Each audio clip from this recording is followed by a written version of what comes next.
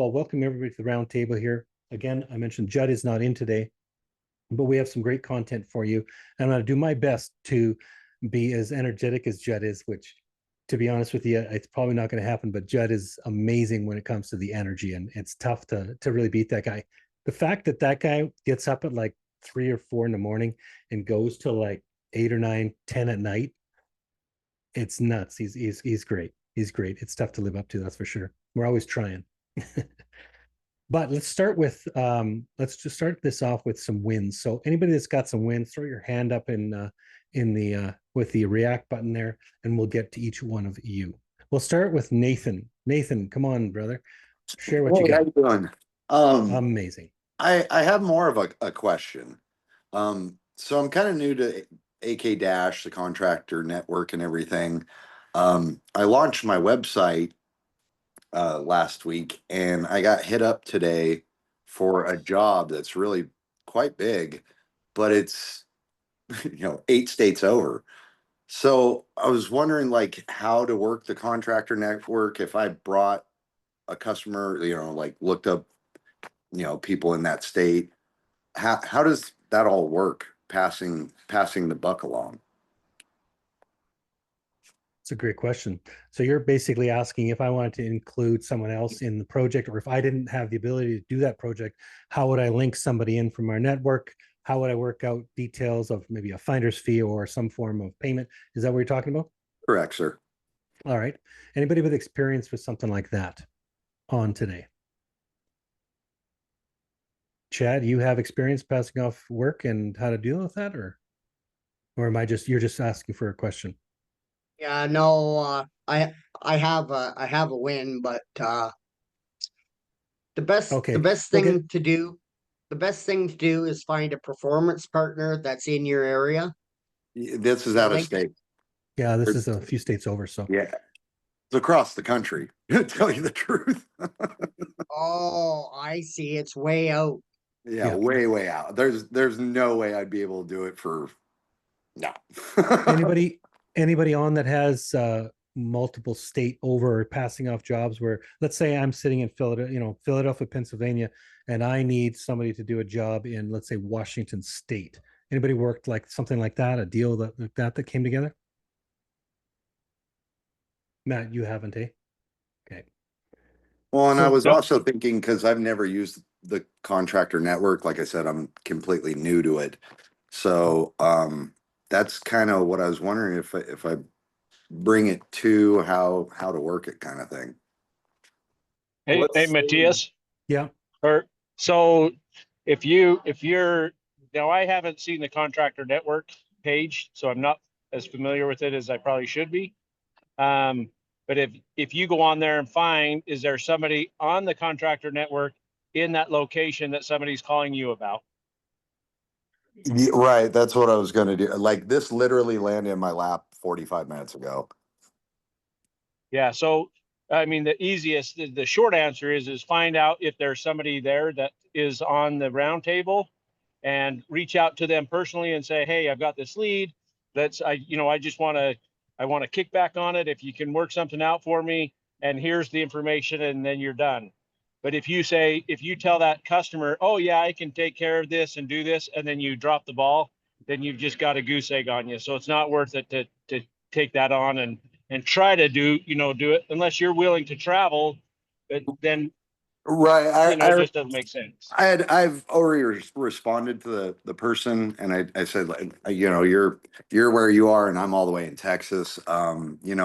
I do know people in this space, so I could reach out if you would like, but unfortunately I couldn't give you a quote because cost. What state are they in? What state are they in? Oregon.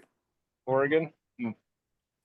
So yeah, I don't know, Matthias. I don't know if you have any clients set up in Oregon that bought any units or not, or there's some potential there. So that would be the other lead. Yeah. The other thing you can do is, if you're part of the roundtable, you're also part of the roundtable Asphalt Kingdom, or sorry, the Facebook group. The Facebook group, not everybody jumps on here every week. Throw a link in there. Say, hey, who's out in Oregon, or who services this area in Oregon? And would you be willing to throw a quote out for somebody that I have a connection with? just talk directly with them and have them DM you directly, and you can work things out. And you can custom set up any type of deal you're looking for. Hey, I just want to make $500 off the deal, whatever. If it's a 50,000, whatever you decide, it can be very custom to whatever you're looking for. Because obviously, if you don't got nothing there, the only thing's a pass off. Really, is what it is. Right. And I was expecting maybe some finder's fee, but mainly just to figure out how to work the contractor network, because I've never had to do it. Yeah, for sure. Typically, that's what we do. Thank you guys for responding. Yeah, you betcha. I've worked a couple of them myself where I worked out, got a project set up, and then I linked up another one of our contractors in that network. Connecting contractors to other contractors is not necessarily as easy, because now you have more fish in that, more hands in the pie type of idea. So I would look at it from a perspective of, what are you really looking to do for the client that reached out to you? You're just really trying to provide the service, or you're really just looking at making the money on that end. So yeah, I think that if you could pass it off somebody that's competent with the work, you're doing a good thing for your client, for sure. Cool. Thank you. Awesome. You betcha. Anybody else got a question? Is it you, Chad? You got a question, right? Mr. Keeping? I got to win. You got to win. Let's go, brother. Throw out that win. Okay, so my win for this week is last Friday I received a phone call from a client that I priced out a job a month ago. He says to me, can you meet up with me on Saturday at noon? I said, absolutely, whatever works for you. So 12 o'clock we show up, I show up, he shows up. I said to him, how can I help you? He goes, well, moving forward with the project that I'm looking to move forward with, I need a start date and I need an end date, and we got to meet in the middle because I have an open house. So I talked with him for a half an hour and come up with some dates. It worked out. $9,969.10 is the job. And I start June 4th. Congratulations, brother. Good And it's got to be completed by the Sunday, which is not a problem. That is So awesome. everybody knowing my history of the last little while, what I've been going through, the personal things I've been going through in life, and so things are starting to look up. And I just keep pushing forward every day. Wins are something so phenomenal, and I love that we get to share them here. Yeah, great job. Yeah, you get times when you're working a full-time job, you're just giving all you can to your full-time job, and you're trying to find a way out from that to something that's going to give you more from the effort you put in. And a business like this is one of those things. So when I hear, Chad, that you obviously been having over the last few weeks, been hearing some of the stuff that you've been dealing with, landing a $10,000 deal, knowing what that means to you, I know it's more than it could mean. If you're in the middle of a windfall and you're crushing it, it's not the same thing. When you have, you're just trying to hang on and you're trying to give her, it's huge. Congratulations. It's it really hit home when he said to me, he said, you got the job. And I just looked at him. I said, you know what? I am so grateful right now. I said, because this couldn't have come at a better time. And he says, you know what? Your people skills is bang on. And he says, I will deal with you for a lifetime. And I just looked at him and I said, a lifetime? That's a shitload of money. And he started laughing. So we'll see what happens. That is amazing. Thanks, brother, for sharing. Awesome. Anybody else got a win they want to throw up on the board? Let's go. I'm sure there's some more things out there they'd be thankful for. Yeah, I've got a big one. Super. I've only been doing this a couple months, and my very first proposal I put out, it was April 9th when I presented it to them, and he called me back about a month to the date. I think it was May 9th. Met with him. Actually, kind of funny story. He referenced the name of another property I had done a proposal for. That he calls his property by this other name despite the signage being wrong. So I went to the wrong property, met with the wrong, or he wasn't there. We had to reschedule. And when I finally met with him, It went really well. You know, this is my first project, so I'm kind of spitballing, I guess. And just this Monday, I got the contract. It's a $200,000 job. Pretty excited about it. So that is huge. Yeah. Good for you. And this might be more of a question, but you know, I'm working with a performance partner, and we met out there again, and he lowered his price substantially. So I've either got a lot more profit or I might pass it on to the client. Actually, what I did is I suggested we do more work because he wasn't going to do the whole property, and basically I said, well, we can do the rest at a discount. You know, we're already out there, and so he's going to get back to me on Monday with that decision. But either way, I've got a signed contract, and I'm looking forward to getting this done. Yeah. Congratulations. That's amazing. That's you. amazing. What kind of follow-up did it take to get to that point? How many touch points did you have to make? 0. I mean, you know, So back to your previous point about, you know, just going all in. I've been like swamped. I've been working. I still have my full-time job, but I've been doing this stuff till midnight, waking up at 4 a.m. Mm-hmm. I put out $2 million of proposals in a month. Wow. And I had more to do. I haven't even gotten to them all. So I haven't been good about following up. And they called me. I actually missed his call. I didn't check my voicemail. He called me again a few days later. Knock on wood, it's just been luck. Yeah. Hey, Dylan, isn't there something we can do about missed calls? I'm just putting it out there. I know that there's something in AK Dash. I'm trying to think of what it's called. I've got it. The AI smart agent. Yeah. If you miss the call and your smart agent picks it up, at least they got a connection there. And hopefully that was part of the win for you. Yeah. Cool. Awesome. All right. Anybody else with a win that you want to share today? All right. So yeah, give her Ben. Well, I haven't even get started, but I was in Alabama just, you know, purchasing some stuff, and one guy out of the blue is like, "What do you do for a living?" "I do seal coating and asphalt business." I was like, "Well, here's my number." And the guy gave me his number. I was like, "Sorry, sir, I live in Texas. I can't help you out. But if you give me your number, I'll pass it on to anybody." And anyways, I have a referral. I haven't even get started, man, but I'm happy to pass in the referrals as I can, you know. So It's a you church. got a referral in I do. Florence, okay. Alabama.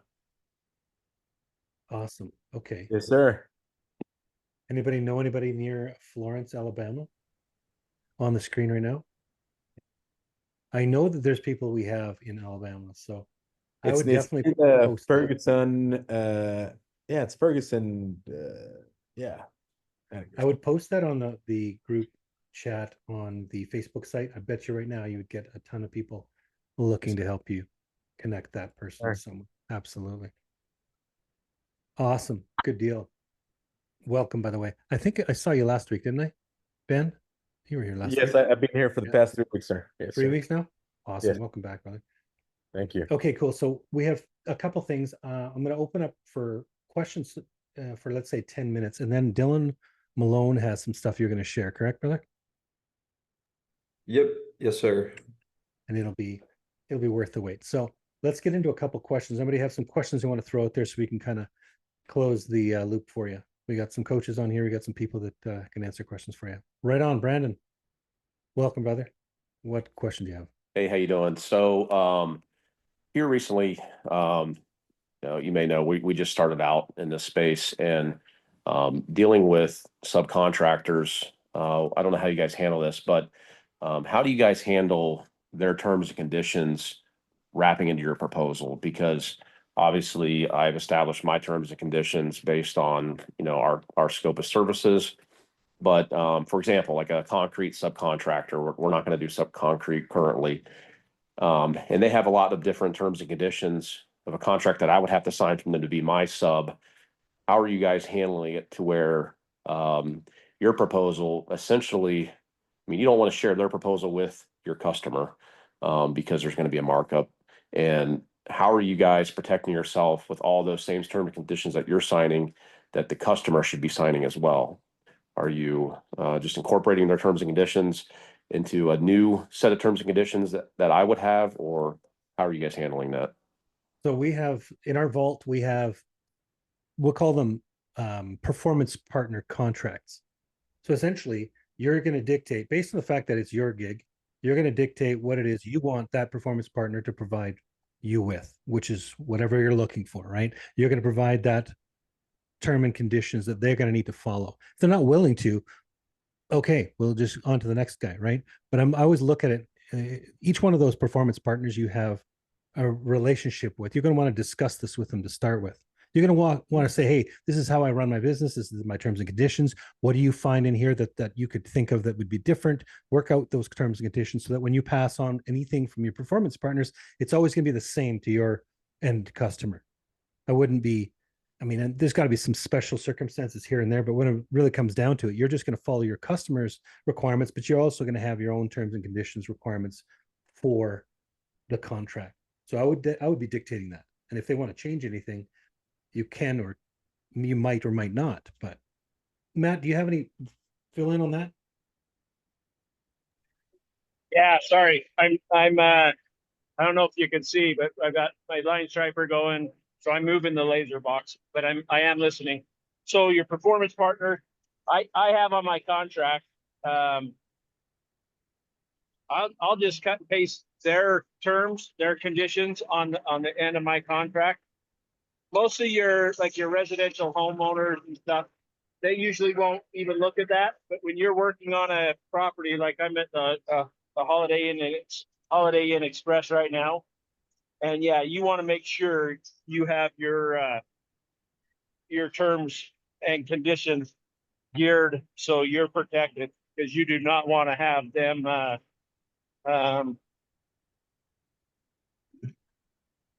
you don't want to be stuck holding the bag on something. And yeah, that's what I pretty much did. Is I think what I did is I created a different set of terms and conditions, and I feel like what I'll end up having is multiple different variations of terms and conditions based on the services that I offer.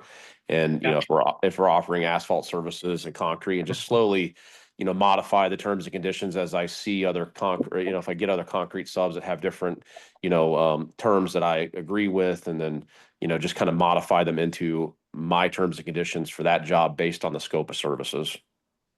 Yep, and as you go along, those terms and conditions are pretty much consistent. Like your concrete guys are going to be the same, your asphalt guys are going to be the same from one to another one. So once you get once you get something set up, you're pretty much, that's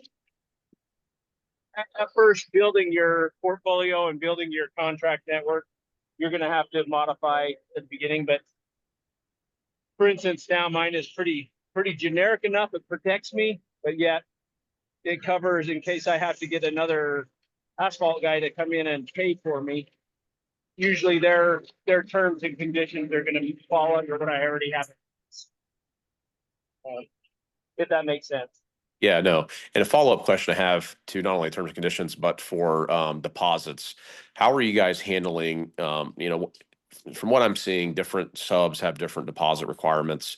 Obviously, do you just make them follow the terms of the payment conditions that the customer is willing to offer you? Because, for example, I mean, we're trying to do really just commercial only. And I'm sure you guys know that commercial has a 60 to sometimes 30 to 90 day payment term. And you might be able to get, deposit from them 35 to 50% up front, possibly on commercial, maybe not. But if it's a 30 to 90 day payment term and your sub is requesting a 50% deposit up front, how are you guys handling that? So I do 50%. I'm on my contract, all my contracts that go out require a 50% deposit. Now, on repeat customers that I have, that may, I may or may not collect that. Because if I've worked with them before in the past and never had an issue with payment, I usually don't, that's not an issue. But yeah, if it's a new property or somebody you're not familiar with, at least get that 50%. That way you're for me anyway, it's covering my material and my overhead. And if I'm, if it's a paving job or something, I'm at least covering my customers' overhead until we get payment. But I also all my subs understand, I do my best to make sure my customer pays me. But if they don't, we are both in that together to fight to get that payment.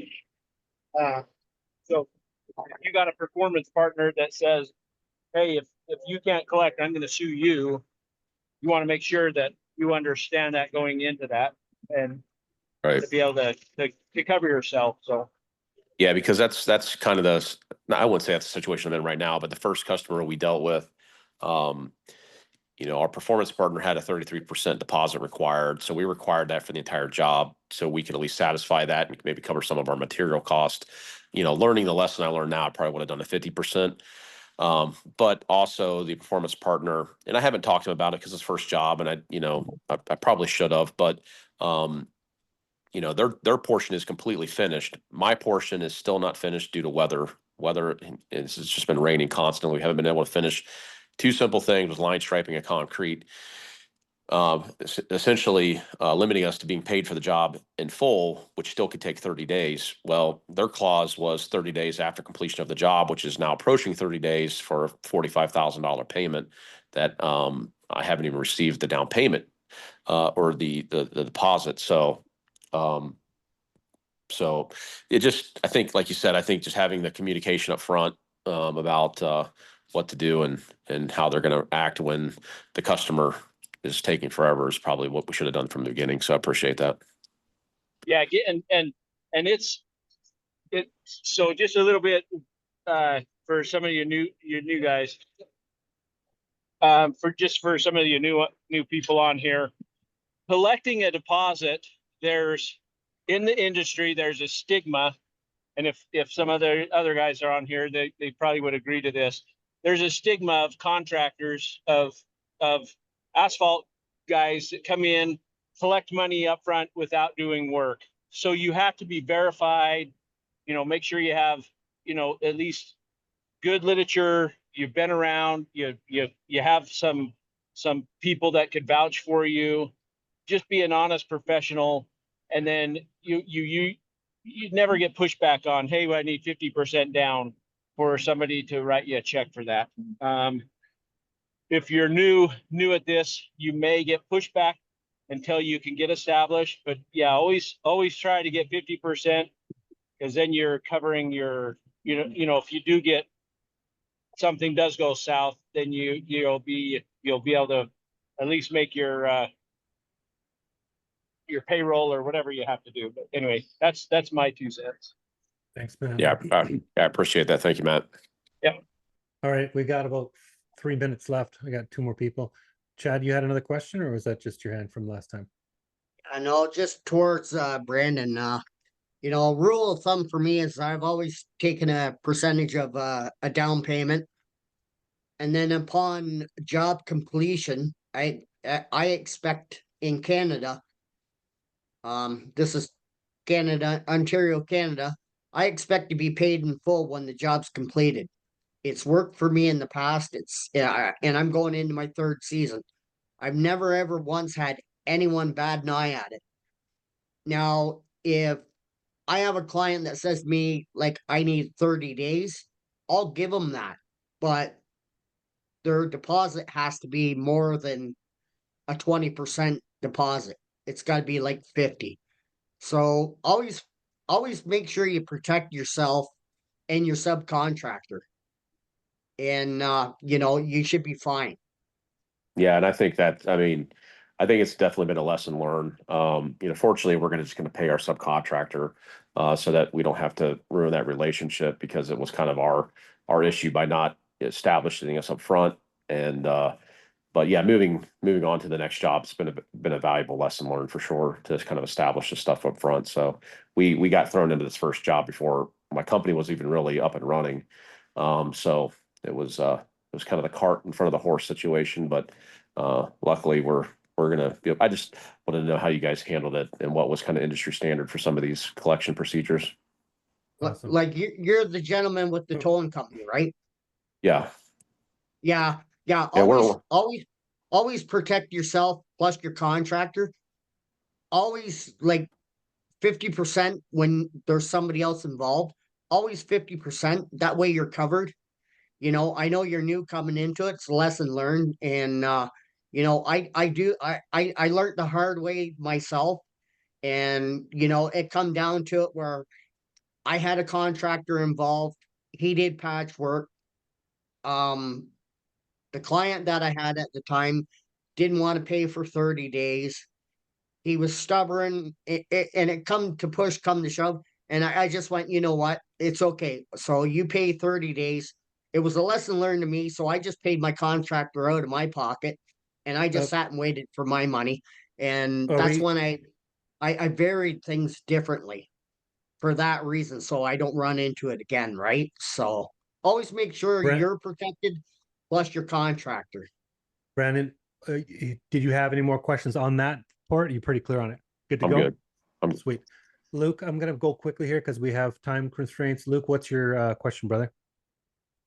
My question is, I've been doing asphalt not that too long now. I got my trailer in August. I didn't really get it going until this year. I've done a bunch of driveways. I'm going into commercial, getting parking lots done. I've done some line striping, and I had a problem on my first job. So my line striper, Powerliner 850, it doesn't really pull my paint correctly. So I'm having a trouble using that machine. I was wondering what I could upgrade to, because I'm going to be having a bunch of line striping jobs and parking lots coming up this month, and I needed to upgrade to a better machine to make it more efficient, so I don't have more like problems breaking while I'm working. Because the last job we had a hand paint with tape and everything. Luke, it was you and I that spoke earlier this afternoon, wasn't it? Yeah, it could have been. You talked about the 850 having issues with it, and we talked about oil-based versus water-based paint and stuff like that. I don't know exactly if I diagnosed it right or not, but agreed. Do you know who your contact person is here at Asphalt Kingdom? Robert. Robert? And I don't know if he's on today. He's actually ill this afternoon. But what I'm going to do then is I'm going to make sure that I get Robert to connect with you. And I know that that we have machines that'll run pretty much anything you're thinking about. We'll find out more detail about what type of parking lots you're looking at, what type of, if you're doing Costco's or if you're doing double line stuff, we have anything you can think of as far as support on that end. And hopefully that number I gave you helped you a bit with technical support with Titan as well. Unless it was too late, I don't know. Matthias, I'll just add, and Jeff, I'll shoot you a quick DM if you want to chat at any point tomorrow or on Friday potentially. But that 850 is really only good for water based. The seals just can't handle anything solvent based. So if you're looking to step up to a machine, the power liner that's a Titan machine, it's called a power liner 3500. That would be pretty well where you would need to step up to be able to spray a solvent based material. What are you attempting to spray? Are you spraying a Sherwin-Williams solvent based, or what are you working with? Sherwin-Williams, yep. Yeah, so a PL 3500 is kind of what you'd be looking to go up to there, or even a Graco 3400. But I'll drop you a DM here, and if you want to chat further about it, I'm happy to. Oh, that'd be awesome. Thank you. Sweet. Okay. Fantastic. Dylan, have I left you enough time for what you're going to talk about? Yeah, more than enough time. Thank you, Matthias. I think everybody will be pretty intrigued by what I'm about to share. Essentially, it's something that we've now integrated with AK Dash. So we felt today would be a good time to give you guys a little sneak peek as we are finalizing and just clearing some things up before soft launching it. So I should be able to share my screen just to show you. Yep. So to those of you who are familiar with AK Dash and those who aren't, um, it plugs right into our proposal system, and it's a new mapping tool. It's called Attentive AI, and it automates your takeoffs. So this example right here is what is an auto measure. This is for a McDonald's here, and this is for an advanced paving takeoff. So what you're seeing here is something that I didn't even really have to do anything. I typed in the address, I confirmed it, and then I submitted it for a takeoff. I did have to wait some time for the AI to do its thing, but the result came back and it was able to provide me with nice, clear, color-coded bird's eye view shot of the parking lot. So, as you can see, there's a legend here as well, and the measurements are all included too. So this is going to be super helpful for those of you who, of course, are seal coating. And then there's a lot of value for our line stripers as well. This actually guarantees 98% certainty on the measurement as well. So it is AI doing it, and then there's a quality control team reviewing it to double check just to confirm that certainty.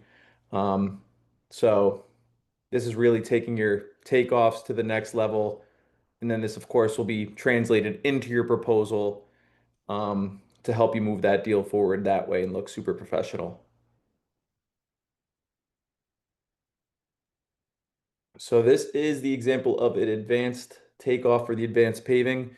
There is one that would be specific to line striping as well. And then we've also now added a new manual tool where you can now, it's a little bit more user-friendly than the Google Earth satellite imagery was. It's more visible. There's HD imagery provided that we can work with. And one example that I want to mention is, instead of mapping around a building that's in the middle of the parking lot, there is now a cutting tool. So what you would do is you would click like cut hole here, and then you would tap the corners. So you don't have to, draw around it, but you can do the whole map, adjust the perimeter, and then remove anything that's living, such as a building or, medians on the parking lot that you don't want to be included in the seal coating square footage. That is cool. Hey, Dylan, is that still the same cost as what Attentive AI subscriptions would cost you, or? So this is going to be in-house with AK Dash. So it will be at our subscription levels. All subscriptions will be including this. So Brandon, just to on take your question, yeah, it's the same pricing as Attentive AI. So you're about $4 an acre. Okay, gotcha. That's what I was wanting to know. Because I just set up my own Attentive AI account.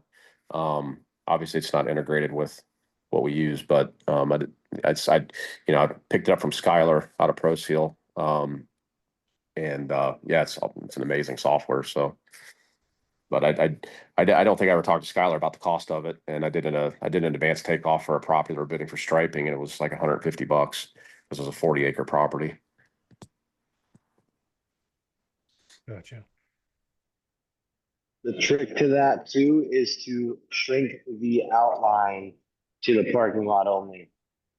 It'll measure the grass and it'll charge you for the whole square footage. You can edit the boundary. So just edit the boundary to the perimeter of the parking lot, and it'll probably be like $40, $50, Brandon. You're muted, Muted, Brandon. Sorry, it's one of the largest apartment complexes in Columbus, and I figured, it's my first Attentive AI. Let's just go full blast, see what it does, and maybe I can sell some future jobs to this apartment complex down the road. And it's like, $150 is not that bad to kind of see all the features of it. And it's I will say from using it firsthand, it's saved me a ton of work. I mean, a ton of work. 1,300 parking spots on this property that I would have had to, try to manually count or go around and walk. And it's unbelievable software. So thanks, Skylar. Big shout out to Skylar ProSeal. Yeah, man. I guess it was it sounds like you already shrunk it if it's that big. So yeah. awesome. Awesome. Just a comment to Dylan. Are there any, or a question, are there any level differences in there? Like, tell us more about the sort of the structure and what it looks like. You have the full one there. Is there different levels of that? Can you do a more simple one? Tell us a little more about that. Yeah, so we do have the capability to use the manual takeoff with the HD imagery. So I would say there's kind of like 4 levels of advancements in this. The first one, you're still using the Google satellite imagery, but you can use the new mapping tool. So you can use the cutoff tool, you can use the boundary adjustment tool. It's a lot more user friendly than the one that we've had with AK Dash for the past couple of years now. Then the next step up would be using the HD imagery with the new manual measuring tool. Then there's also the line striping auto measure, which I would say is the third. And then the one that I showed you here is the advanced paving measuring tool. This was a 1 acre parking lot. So this would be less than $4 to do this with the AI auto measure. Nice. Okay. Hey, real quick question. So that program does like total lot layout and everything? Yes, sir. Oh, that's rad. You guys are killer. Yeah, that's pretty neat. I've done a lot of layouts or Doesn't takeoffs. do I call them layout. takeoffs from Counts what's already there. It won't auto layout for you. If that was I think John was speaking there. Having a hard time hearing you, brother. yeah, I know But he what I, asked if it does layouts. It doesn't do a layout. It only counts what's already there. right. Yeah. So when I do These- takeoffs for clients, I find it spend a lot of time pushing all those dots together. So if you can put 3 or 4 projects in and have it doing it for you, it'll just save you the time. You pay a little bit of money for it, but man alive, it comes out looking professional and obviously can really save you some front end work to nail down some jobs. Anyone else have any questions or comments about it? I do. Dylan, is that a tentative AI takeoff? I'm assuming you guys are going to get it to where that's going to be like a document that's attached to the proposal to really highlight how you got that information. Probably you'll probably scrub the square footage and all the linear feet so they don't see exactly those, I'm assuming, but you're going to probably include like a screenshot of that takeoff on your proposals. Right. So it will be going right into the proposals exactly where the Google Earth takeoffs were going. And Okay. it will also include like a legend breakdown. Attentive AI, it's super user friendly as well in, what you want to have shown and what you want to be hidden. So you can simply toggle what you want to be visible for the customer and what you don't. And then you'll also receive via email once the takeoff is finalized, pretty much their own PDF file or stack here of the different color codes broken down per page. And it also gives you like the different angles of the parking lot here. And then of course the measurements will with that legend will be having each of their own specific page. The reason why I ask about scrubbing off some of that data is, I mean, I don't know how you guys, a lot of people do it. Like I said, I'm new, and in effort to try to protect them taking my bid and shopping it out instantly, just sending it out to a couple other people and having them quote based on all the linear foot and square footage I'm providing. I don't provide that on my quotes. I provide, striping and the price for striping. And obviously I want to protect that information, and if they choose to use me, then we can talk about that. But in the bidding phase, I know they're going to shop 2 or 3 places, so try to protect that information from getting out there to them. I believe the answer to that is you can show as little or as much as you want to show in any given bid. Yeah. If they're like accepting your bid and you want to share the rest of it, feel free to share whatever you want to. Am I right in that one, Dylan? Yeah, that's right, Matthias. Okay, fantastic. Brandon, you So got a question? No, Henry. Oh, Henry, what's up, man? Yeah. Hey, how you doing? So Good, how when are you you? use the term takeoff, what do you mean exactly by that? Essentially, the takeoff is the bird's eye view imagery that we're providing, and it's Oh, also including the measurements. oh, okay. I got you. Awesome. Sorry, I'm still sharing here.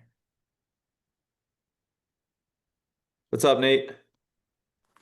Hey, I was wondering, Dylan, yeah, you got the bird's eye view and everything, but what about like properties that have heavy foliage, like trees and that cover the parking lot up a little bit? Will it still kind of guesstimate where the lines would be? So one property that I'm currently bidding right now, like the overhead view, like half the parking lot is kind of shaded in with trees, and there's probably about, I'd say, like 12 spots that are hidden from view. So would the AI be able to be like, that's a parking spot, and put it there anyways? Let me show you something really quick here, because you can actually toggle. So Attentive AI uses low-flying aircrafts that are sent out twice a year.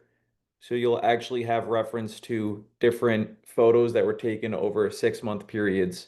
So if you're in a seasonal location in the States or Canada where there's more tree coverage in the summer than there would be in the winter, the best workaround for that is just switching it to a winter time period and better capturing, what's actually a part of the parking lot, having clear visibility on that there.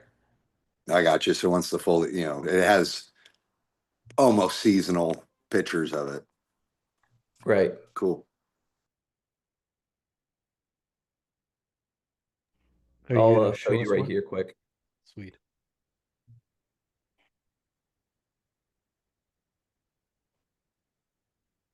So yeah, you have the capability to toggle. From August.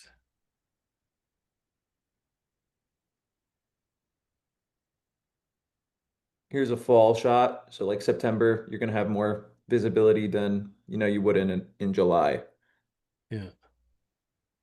January. Boom. Almost nothing. That's cool.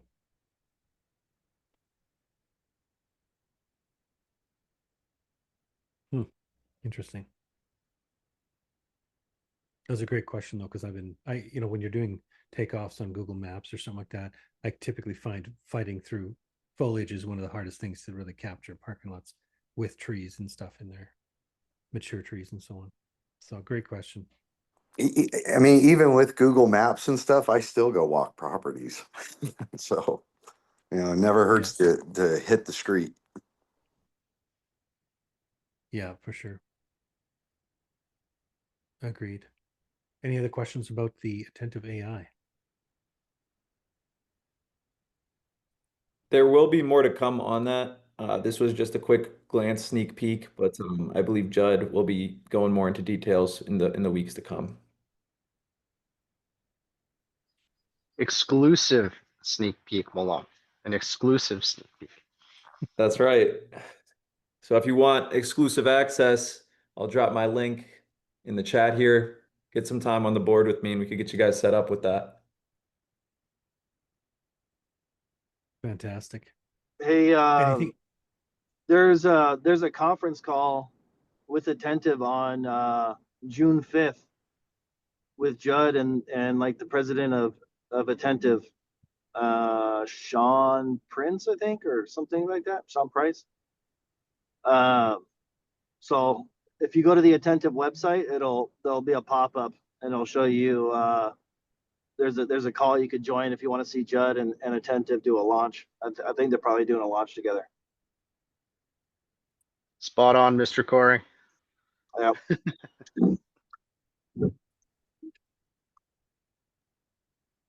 Awesome. That's Great it. feedback. Thanks, Alex. Dylan, you have anything more to add to your attentive AI presentation? That's it for now, guys. If you have any questions, that's my email. So feel free to reach out. Dylan at asphaltkingdom.com. Got it. Cool. All right. I don't know, Edwin, did you have a question prior to us going into this attentive thing? And I didn't get a chance to come to you there. I just wanted to make sure I put it out there. I did, but I totally Sweet. forgot. All righty then. It happens. Welcome to the call. Thank you. You bet. Anyone else have any questions they want to throw out that we can a tackle for you. We got some people like Skylar Garman, who's in an airport.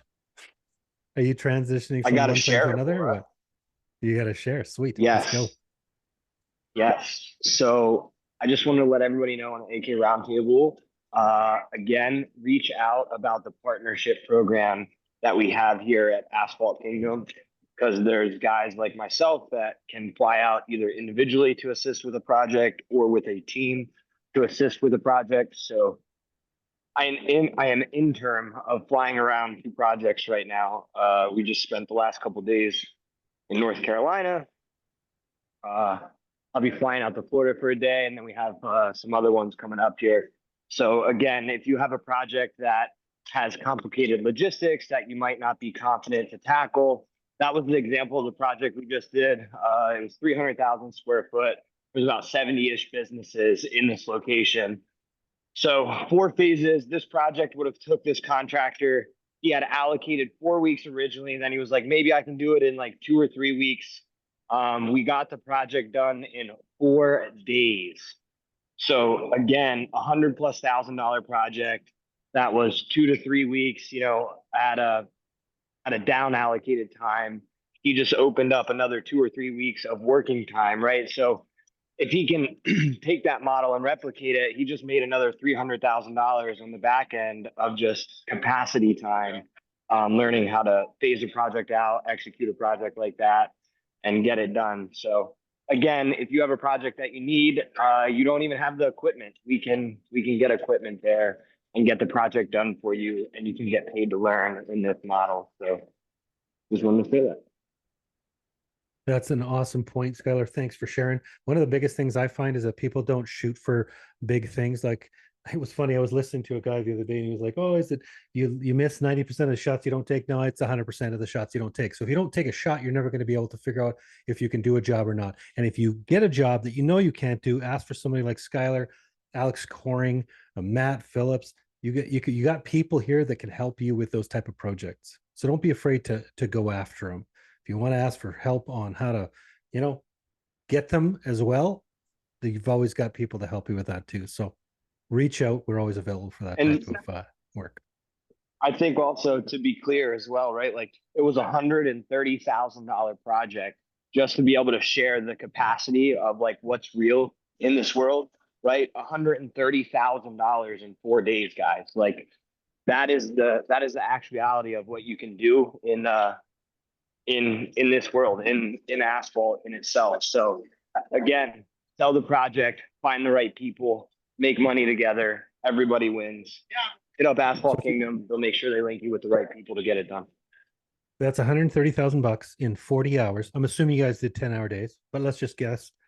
That's $3,250 an hour. Not too shabby. Good work. Yeah, it was 40 hours. There you go. Ding ding. Yes, sir, Mr. Alex. Unmute yourself. Yes, I'm in the Jacksonville, Florida area, and I was wondering if there are any mentors or coaches in this area. Skylar's flying there. I'll be in Fort Lauderdale in about an hour. I'll be in Fort Lauderdale in an hour. Just high five on the way by.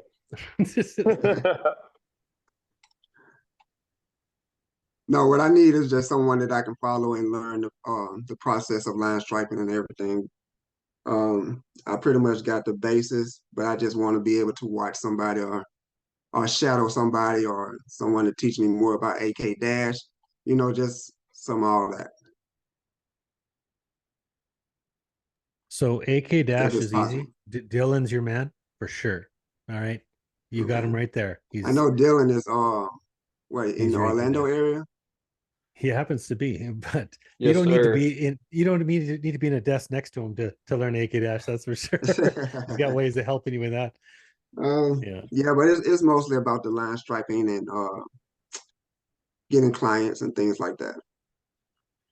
Just the whole process. I got my machine and everything, and the day I got it, I pulled dislocated my bicep tendon.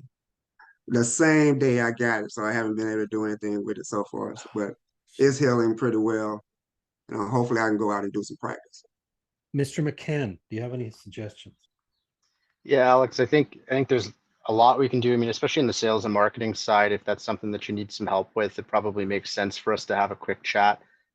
We've got some coaches kind of strategically located throughout the US. Mr. Schuyler, Mr. Coring are on that team.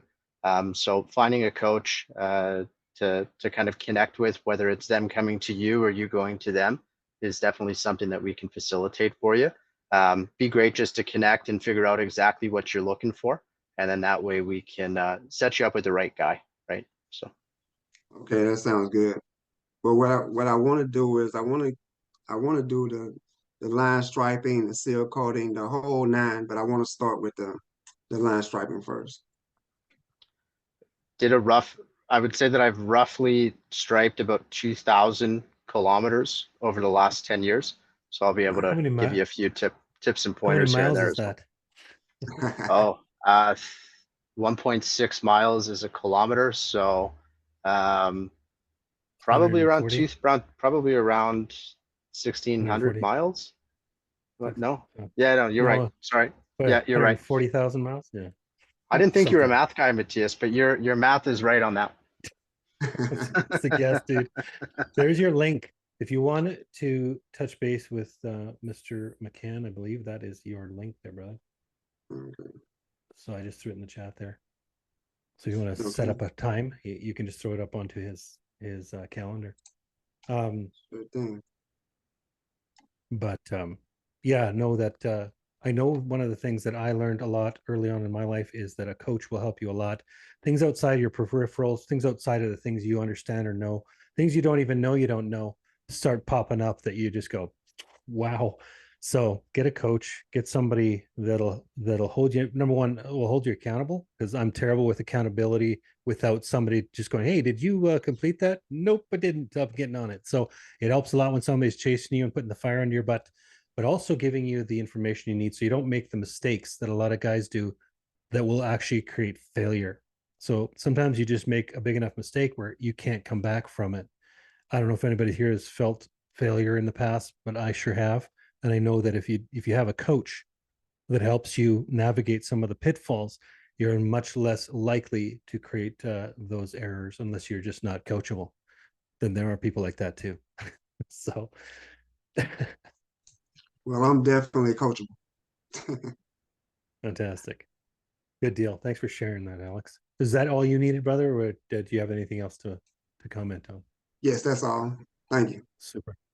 Awesome.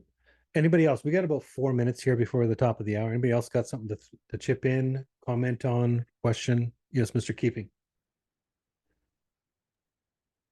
Hey guys, everybody's thinking about coaching.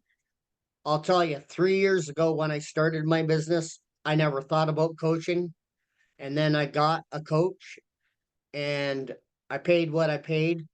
And let me tell you, it was the best move I ever made in my business. And now I am going into my third year, gonna make triple what I made in the last 2 years, and it's well worth every ounce of money that you put out. You're investing into yourself plus your business, and that's what you want to do. And the coaches here are all phenomenal. They're all awesome.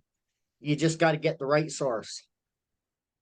Awesome. I'm going to add to that. One of the things I've seen over the last year, 2 years here with Skylar is that Skylar is one of our coaches, but he's also a coach that invests in coaching for himself. So it's not like he's just a stagnant coach sitting on whatever he learned 2 years ago. He's what it was the last, over the last 12 months, what is it that you've invested in your personal coaching, Skylar? If you're willing to share it. 12 months? Yeah, last 12. Just here or wholesomely? No, personal training. Like I would say about 35,000. So investing in yourself has obviously improved your business, I take it? Yeah. Because you're not a professor yes. sitting in a classroom, obviously. You're a guy that's out there building a business. So it's a little different than somebody at university is telling you what to do that's not even doing anything. You're actually living what you're preaching, correct? Yeah, and that's, I think that's one of our biggest connection points, especially when I get to rub elbows with people, is like they get here and they're like, oh, you're doing this. And I'm like, yeah, like I'm in the trenches with you, maybe at a different level, but like I am actually building this business, just like you are, and I'm giving you the real-time plays and the real-time lessons, right? And it's the value exchange of like, hey, I know exactly where you're at. I know that pain at whatever, you know, sometimes it might be hard to, you're thinking, man, I just wish I could make whatever, my first 10 grand. But sometimes it's, hey, how do I get from 1 to 2? How do I get from 500,000 to 1 million? Right. And I know those stages. So, you know, we had a lot of those conversations over the last 4 days of, you know, strategically of getting people and making, you know, logistics and all of those things work. So yes, I invest myself personally. I invest here at AK as well. Last 12 months at AK, I was probably 10-ish grand, if not more. And then, you know, the rest as well, with other mentors, coaches, and business development stuff. Sweet. Thanks for sharing that. Hey, Skylar. Hey, Skylar, ever since Dundash, you've been killing it, buddy. That was the first one. That was the first kickoff, and then it was the hardcore personal development journey after that. Coaching after coaching, right? I was probably at what 6 AK events in 7 months, 8 months. Like we were all over the place. We were in Florida, we were in Texas, we were in North Carolina, South Carolina. Anguilla.